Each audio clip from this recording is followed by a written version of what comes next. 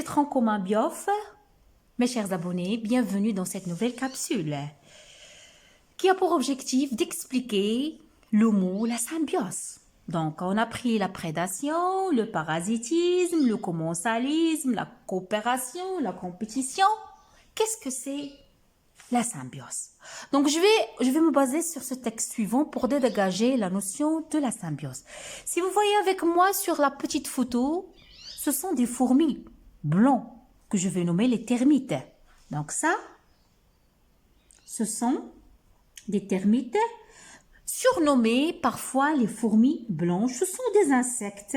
Ce sont des insectes, ok? Donc, quelle est la caractéristique de ces fourmis blanches, de ces termites? Ils se nourrissent de la cellulose. Cellulose, c'est un sucre qui se trouve au niveau du bois.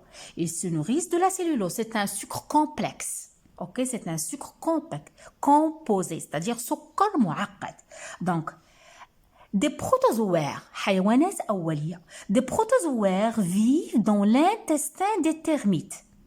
Donc, à l'intérieur de ces fourmis blanches, qu'est-ce qu'on trouve? On trouve des protozoaires qui vivent à l'intérieur de leur intestin et qui sont essentiels pour la digestion de la cellulose. Donc, ces protozoaires, ils permettent la digestion, يعني هاد الحيوانات الأولية تقوم بهضم سكر السيلوز, puis ils vont le transformer en acétate consommé par le termite. Ok, ça c'est clair. Donc, qu'est-ce qu'on a retenu? On a retenu que les termites, ce sont des fourmis blanches. À l'intérieur de l'intestin de ces fourmis vivent des protozoaires. Quel est le rôle des protozoaires? Ils digèrent, ils permettent la digestion de cellulose qui est mangée par les termites. Si on expose les termites à une forte concentration en oxygène, si on expose les termites à une forte concentration en oxygène qui tue les protozoaires,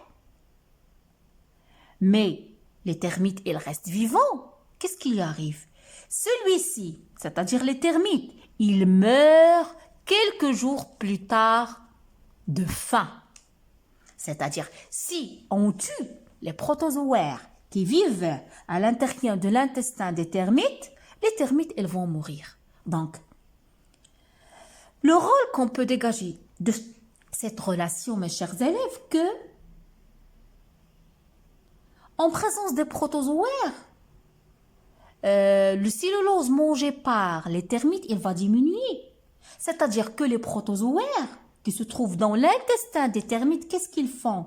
Ils digèrent la cellulose, ce sucre-là, ce sucre complexe. Ils le simplifient en un sucre simple utilisé par les termites.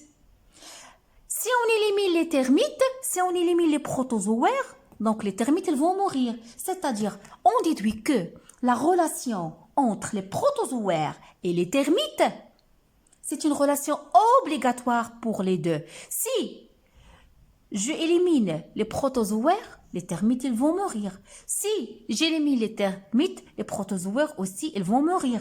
Donc, on déduit que la relation entre les protozoaires et les termites, c'est une relation obligatoire. C'est une relation obligatoire pour les deux, puisque tous les deux organismes ne peuvent pas vivre l'un sans l'autre. Comment je vais nommer cette relation qui est obligatoire, qui est durable?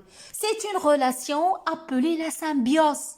Donc, mes chers élèves, la symbiose, c'est une relation trophique, c'est une relation alimentaire, se forme d'une association intime, durable, je le dis, je le répète, durable et obligatoire à bénéfice réciproque. C'est-à-dire que les termites, ils tirent profit de protozoaires et les protozoaires, ils tirent profit des termites, à bénéfice réciproque entre les deux organismes appartenant à des espèces différentes.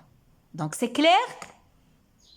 Ma capsule touche à sa fin, mes chers élèves. J'espère que vous avez pu comprendre la notion de symbiose. C'est une relation trophique, c'est une association intime, durable entre deux organismes. C'est une association obligatoire entre deux espèces différentes dans laquelle chacun des deux espèces tire profit de la relation. Je vous adore. Laissez-moi des commentaires. À bientôt.